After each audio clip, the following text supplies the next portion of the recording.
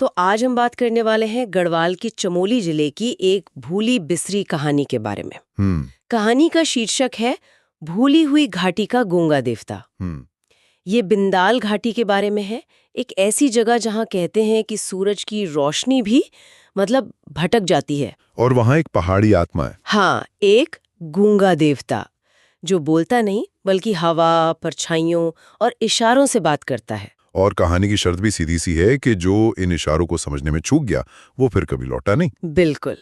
लेकिन आज हम सिर्फ कहानी नहीं सुनाएंगे, हम इस विचार को थोड़ा कुरेदेंगे कि क्या होता है जब एक आधुनिक तर्कवादी सोच एक ऐसी दुनिया से टकराती है जिसका अपना ही एक अलग, कह सकते हैं, ऑपरेटिंग सिस्टम है। एक अलग भाषा है। हाँ, एक अलग भाषा। ये सिर्फ एक डरावनी कहानी नहीं है, ये एक भाषाई पहेली है। भाषाई पहेली, ये दिलचस्प है। तो चलिए यहीं से शुरू करते हैं। कहानी का जो मुख्य पात्र है अनीश तैमूरी, वो एक शोधकर्ता है। हाँ, जो खोई हुई लोक कथाओं पर काम कर रहा है। और उसे इस घाटी और वहां के एक पुराने मंदिर के बारे में पता चलता है। गांव का प्रधान तो उसे सीधी चेतावनी भी देता है। कहता है देवता गूंगा है पर क्रोधित जल्दी होता है, उसके बुलावे को गलत मत समझना। पर अनीश वो एक सच्चे शोधकर्ता की तरह तथ्यों की तलाश में अकेले ही घाटी में उतर जाता है। और यहीं पर वो पहला टकराव होता है। अनीश अपने साथ क्या ले जा रहा है? नक्शे, तर्क, एक वैज्ञानिक मानसिकता। हाँ। वो उस घाटी को एक विषय की तरह देख रहा है जिसका अध्ययन करना है, जबकि घाटी उसे एक प्रतिभागी के तौर पर देख रही है जिसे एक परीक्षा देनी है। अच्छा। और दिलचस्प बात यह है कि घाटी अनीश के अहंकार को सजा नहीं दे रही, कम से कम शुरुआत में तो नहीं। वो बस एक अलग ऑपरेटिंग सिस्टम पर काम कर रही है। तो ये भाषा का संघर्ष है, अहंकार का नहीं। बिल्कुल। अनीश एक ऐसी दुनिया में लैटिन पढ़ने की कोशिश कर रहा है जो सिर्फ मैंडारिन बोलती है। समस्या उसकी जिद नहीं है, उसकी भाषाई अज्ञानता है। तो अगर ये एक भाषा है तो घाटी उससे पहला शब्द कब बोलती है? लगभग तुरंत। जैसे ही अनीश घाटी में अपना पहला कदम रखता है, हवा का एक तेज झोंका आता है और वो देवदार की टहनियों को एक बहुत ही अजीब पैटर्न में हिलाता है। वो टहनियां 3 बार झुकती हैं और फिर एकदम स्थिर हो जाती हैं। और अनीश के लिए तो ये सिर्फ हवा का एक झोंका है। बिल्कुल एक संयोग। वो इसे अपनी डायरी में नोट तो करता है, लेकिन इसे एक प्राकृतिक घटना मानकर नजरअंदाज कर देता है। लेकिन ये सिर्फ हवा नहीं थी, ये पहला शब्द था, एक अभिवादन या शायद एक चेतावनी। और ये 3 का आंकड़ा, ये भी कोई मामूली बात नहीं लगते। सही कहा। यह उस भाषा का एक अक्षर है, एक सिंटैक्स है जो बार बार दोहराया जाएगा। अनीश इस पहली परीक्षा में फेल हो जाता है। इसलिए नहीं कि वो बेवकूफ है, बल्कि इसलिए कि उसे पता ही नहीं कि परीक्षा शुरू हो चुकी है। उसने घाटी के संवाद को प्रकृति का शोर समझ लिया। यह एनिमिज्म का एक क्लासिक उदाहरण है। वो विश्वास जहां माना जाता है कि पेड़ों, पत्थरों, हवा में भी चेतना होती है। तो अगर ये पहली परीक्षा थी जिसमें वो फेल हो गया, तो क्या घाटी उसे दूसरा मौका देती है या फिर दाव और ऊंचे हो जाते हैं? दाव ऊंचे हो जाते हैं और संकेत ज्यादा साफ और कह सकते हैं अविश्वसनीय हो जाते हैं। कैसे? आगे चलकर अनीश एक दोराहे पर पहुंचता है। यहाँ कोई हवा नहीं, कोई आवाज नहीं, यहाँ सिर्फ प्रकाश और छाया का खेल है। अच्छा। जब वो दाईं पगडंडी पर कदम बढ़ाता है तो एक पेड़ की छाया अचानक लंबी होकर उसका रास्ता रोक देती है, जैसे कोई दरवाजा बंद हो गया हो। और जब वो बाईं ओर जाने की सोचता है तो छाया सिकुड़कर रास्ता साफ कर देती है। अब इसे तो नजरअंदाज करना नामुमकिन है, ये कोई संयोग तो हो ही नहीं सकता। बिल्कुल नहीं, ये एक सीधा निर्देश है। तो यहाँ अनीश की प्रतिक्रिया क्या होती है? क्या उसका तर्क अब भी हावी है उस पे? नहीं, यही उसके किरदार में एक बहुत बड़ा बदलाव आता है।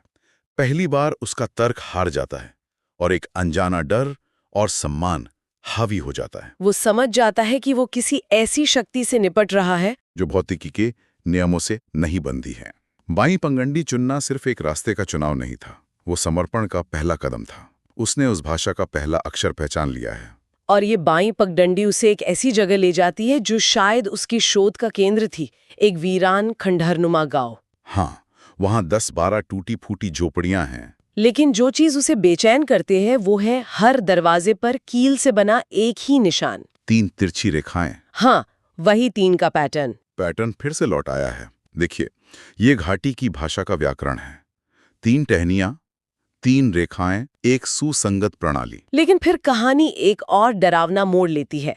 अनीश को हर खाली झोपड़ी के अंदर से किसी के बुदबुदाने की धीमी लगातार आवाजें सुनाई देती हैं, जो कि बहुत डरावना है क्योंकि वो गांव दशकों से वीरान है। वो अपनी डायरी में एक थ्योरी लिखता है। वो सोचता है कि शायद ये गांव वाले देवता के इशारों को गलत समझ गए होंगे और इसीलिए वो या तो मारे गए या गायब हो गए। लेकिन जैसे ही वो ये सोचता है, हवा में एक फुसफुसाहट गूंजती है, पत्थरों के आपस में रगड़ने जैसी आवाज। गलत। समझा? हाँ, और ये बहुत ज्यादा खौफनाक है, क्योंकि अब घाटी सिर्फ संकेत नहीं दे रही। वो उसके विचारों पर प्रतिक्रिया दे रही है। बिल्कुल, उसकी डायरी में लिखे शब्दों पर। इसका मतलब है कि वहां मौजूद चेतना सिर्फ मूक पर्यवेक्षक नहीं है, वो सचेत है और संवाद कर सकती है। वो उसे बता रही है कि उसका अनुमान गलत है।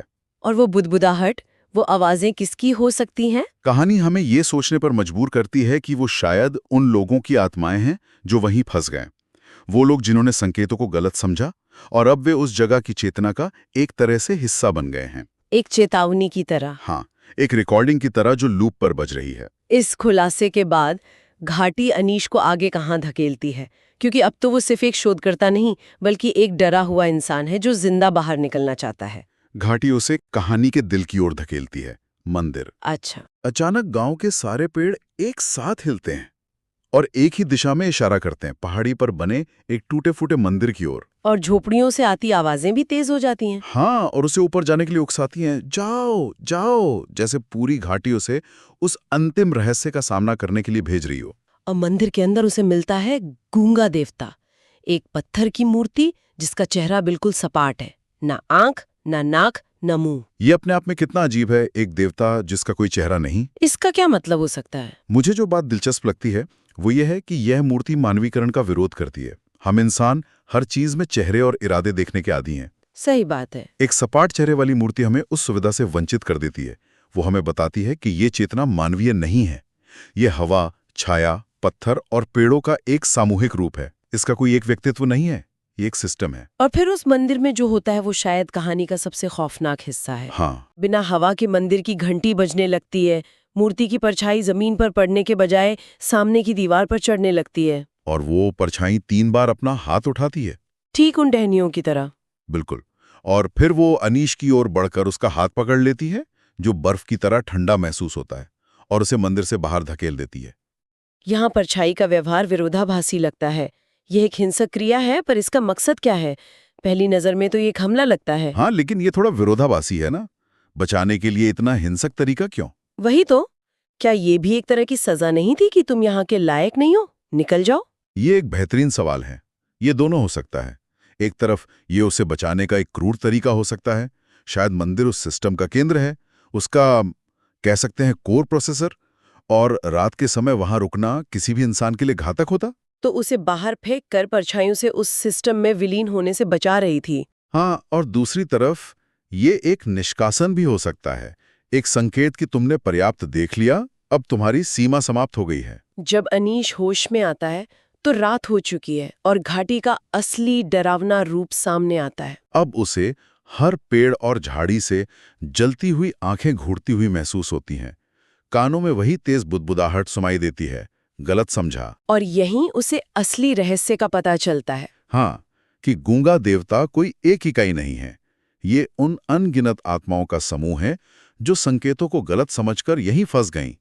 वे अब इस घाटी की सामूहिक चेतना है। तो मंदिर से उसे बाहर धकेलना उसे उन्हीं में से एक बनने से बचाने का आखिरी प्रयास था। बिल्कुल, वो रात में घाटी के ऑपरेटिंग सिस्टम का हिस्सा बन जाता, अगर उसे बाहर ना फेंका गया होता। तो अब उसे बाहर निकलना है। क्या घाटी उसे जाने देती है? हाँ, क्योंकि अब वो भाषा सीख चुका है। अच्छा। पेड़ों की शाखाएं फिर से 3 बार झुककर उसे बाहर निकलने का रास्ता दिखाती हैं, और इस बार अनीस उस संकेत को नजरअंदाज नहीं करता। वो उन इशारों का पीछा करते हुए भागता है। हाँ, जबकि सैकड़ों परछाइयां उसका पीछा करती हैं और आखिरकार वो घाटी से बाहर निकल जाता है। उसने परीक्षा पास कर ली। सुबह गांव वाले उसे बेहोश पाते हैं, और जब वो अपनी कहानी सुनाता है तो गांव का सबसे बुजुर्ग व्यक्ति कहानी का जो सार है वो एक वाक्य में बताता है। क्या कहता है वो? वो कहता है, गूंगा देवता गूंगा नहीं, गलत इरादों को पहचानने वाला पुरखा है। वो बुरे को खत्म करता है और सच्चे को बचा लेता है। और यही कुंजी है, इरादा। अनीश क्यों बच गया? क्योंकि उसका इरादा सच्चा था। वो घाटी को जीतने, कुछ चुराने या उसे अपवित्र करने नहीं आया था। उसके मन में लालच नहीं था। नहीं, केवल विशुद्ध जिज्ञासा थी। वो सिर्फ सीखने और समझने आया था। घाटी ने उसके इरादों को परखा, उसे अपनी भाषा के कुछ अक्षर सिखाए, और जब उसने सीख लिया तो उसे सुरक्षित वापस भेज दिया। ये कहानी हमें सिखाती है कि कुछ जगहों और परंपराओं का सम्मान करना कितना जरूरी है, खासकर तब जब हम उन्हें पूरी तरह से नहीं समझते। अपनी आधुनिक तर्क बुद्धि से मुझे उस बुजुर्ग का शब्द पुरखा मतलब पूर्वज बहुत सोचने पर मजबूर करता है। यह हमें एक नए सवाल पर छोड़ जाता है। क्या वो वाकई कोई देवता था या उस घाटी के मूल निवासियों की सामूहिक आत्मा थी जो आज भी प्रकृति की भाषा में अपने घर की रक्षा कर रही है? और क्या हमारे आसपास भी ऐसी कई गूंगा शक्तियां हैं? हाँ, जैसे पारिस्थितिकी तंत्र, सामाजिक संरचनाएं, यहाँ तक कि हमारा अपना अंतर्ज्ञान, जो लगातार हमसे संवाद करने की कोशिश कर रही हैं, लेकिन हम उनकी भाषा को सुनना और समझना भूल चुके हैं। शायद असली हॉरर घाटी में नहीं बल्कि हमारे बहरेपन में है।